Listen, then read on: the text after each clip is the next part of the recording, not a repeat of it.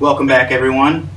Today I'm going to be working on my 1986 Kawasaki ZL600A, which is also better known as the Kawasaki Eliminator. I did get some parts in. I've been waiting for these and I've been pretty excited. Diaphragms. So I got diaphragms in for the carburetor, and I'll show you how bad they are right now, and then I'll show you how to replace these things. So I already have the carburetors removed, and I already have the top pieces, these caps, pulled off. These were just 4 screws on each one. I removed the slide and one of the diaphragms already, just to make sure they'd come off. So here's one. Just be careful when you pull this out, this plastic piece, and then there's actually the needle is inside with a stack of washers. So there should be one washer and then a C-clip, and the C-clips are locked in a certain groove on these carburetors, just like most carburetors. So I'm going to set these aside real carefully. So here's my issue. Previous owner of this bike, maybe, you can tell they put all these in wrong, and when you put the cap on, if the whole diaphragm isn't fit inside this groove here, you can just smash that in there, and that's exactly what happened. So that means I need to buy diaphragms, which I received today.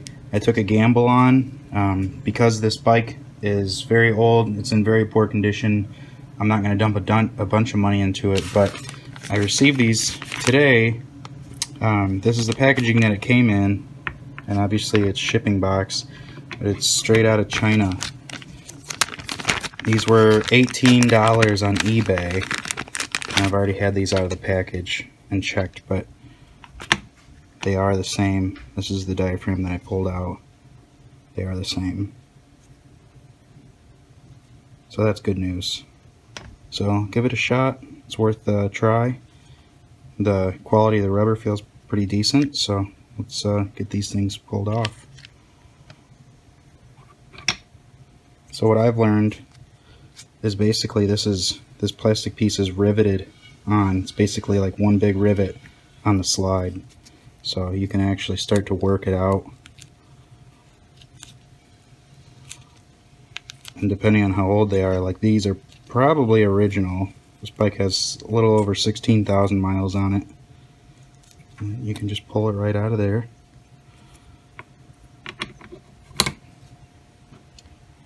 And we're going to grab a new diaphragm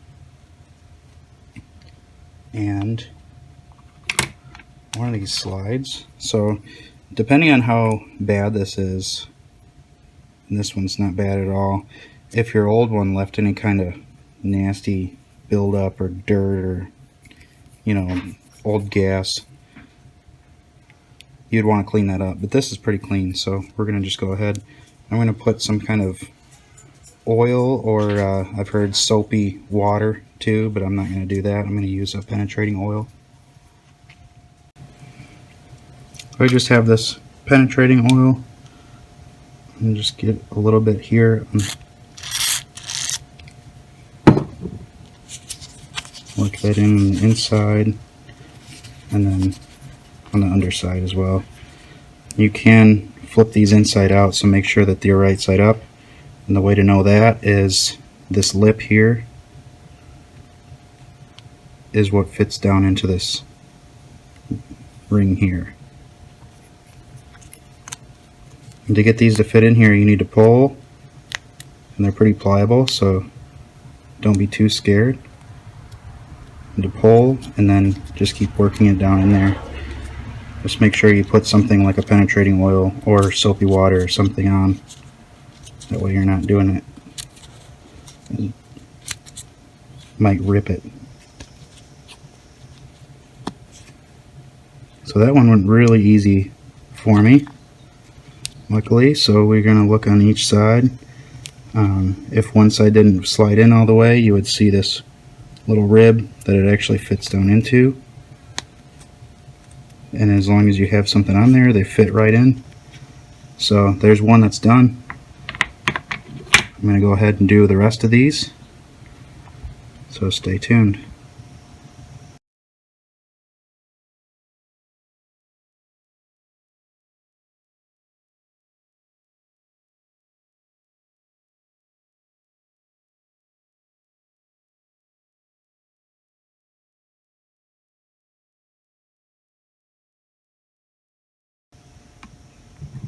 I've got all four of my diaphragms changed out. I left this one open so I can show you exactly how to put the needle back in properly. So let's get started on that. First part is the needle. I've rubbed this little cleaner with some emery cloth. So there was a little bit of buildup. So we're going to drop the needle down. You're going to make sure that you have that C-clip. If my camera can focus on it.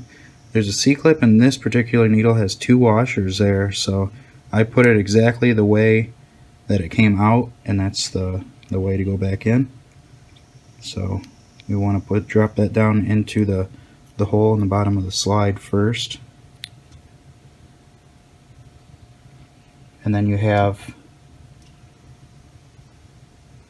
this little plastic piece is going to drop down. And then your spring, the top of your spring is the very end of the spring, and your bottom of your spring has a flat piece. You're going to make sure that seats all the way down over that piece of plastic, which this one did right away. And then your slide's going to go in. There's only one way for it to go in, so it's a little bit longer on this side and a little bit shorter on this side of the this metal piece here. So we're going to drop that in, and if you have to, you can watch down here and watch that needle slide right down in there. So that's it.